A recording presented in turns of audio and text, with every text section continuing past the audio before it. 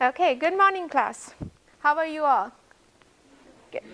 So today we'll go on over a brief overview of predictive analytics in the world of big data. So I'm Sayanti Mukherjee, postdoc in the civil engineering department and also jointly affiliated as visiting scholar in the industrial engineering. Thought this topic might be interesting today. So just these two buzzwords are really very obvious nowadays. It's predictive analytics and big data. So today we'll be going through an overview of these two topics and then application areas, a brief methodology and an example. What is this big data all about? We all have some opinions. We all have some insights about what is going on in the real world. But without this data, it's very important that we need to say something on a basis of something. So a famous data scientist said, without data, you are just another person with an opinion. But as scientists or researchers, we cannot be that. So what is big data? It's volume, velocity, and variety. And big data nowadays is everywhere. Industries, healthcare, sensor data, social media, Twitter, Facebooks, and all those stuffs. And it's a really great fact that 90% of this data, of our entire world data, has been collected in the last 2 years. But what to do with this big data? It's huge, right? It's trillions of megabytes of data. Here comes the role of predictive analytics. So predictive analytics incorporates the advanced modeling and data visualization capabilities using advanced algorithms. And what are those?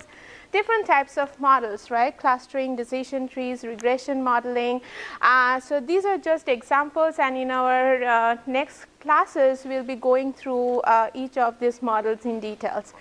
Now, as you can see, this is the evaluation of predictive analytics. It's a very recent development since 2010. Previously, people just manually reported data, manually, explained from their work place, and then a simple analysis using Excel. They tried to determine what is happening. But now, in today's advanced world, we are saying what will be happening. We are trying to say what is in the future.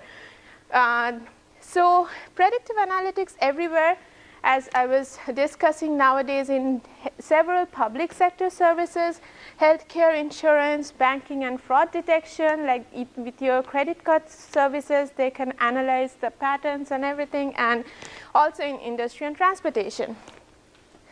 So this is the basics of understanding the predictive analytics. We have data. So this says us what has happened in the past. This information needs to be processed. This is unstructured. It's difficult to get any understanding without proper modeling, filtering, cleaning of the data.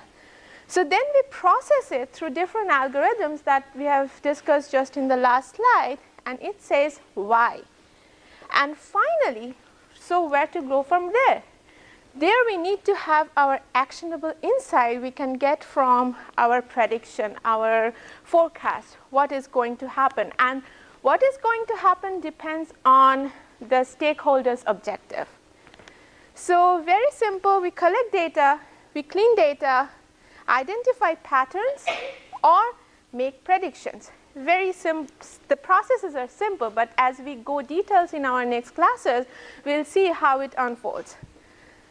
And a very basic structure, last we show here, this last part is the modeling part. Now this modeling part has different steps into it. What are that? Now you have a clean data set, a pool of data. You divide the data into training set and the prediction set. The training set is used to train these models that we discussed through different algorithms. And now you use this test data and your model to develop your predictive model, and finally you have the forecast, which will be used by the stakeholders and decision makers. But in general, you have multiple models. You just do not make your decision based on a single model.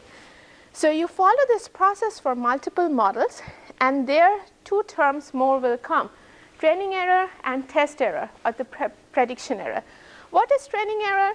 So we have our true relationship of our response questions But we cannot estimate that. We cannot estimate the true relationship of our response with the predictors, which are the y.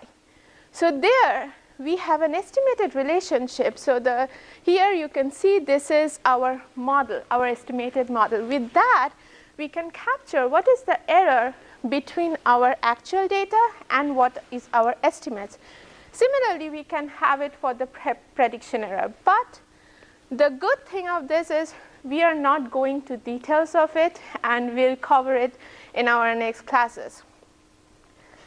Now, how you select this data, right? How you select the model. This is a very important topic of bias variance trade-off. So the more complex models you go, the training error will decrease because the model will try to capture the data very closely, right? So the error will decrease. But when you use a new data for prediction of the future, the error will increase too because it is too much biased for the data set you are training on. So, but which model you will select, whether based on these errors, depends on your objective, the stakeholder's objective.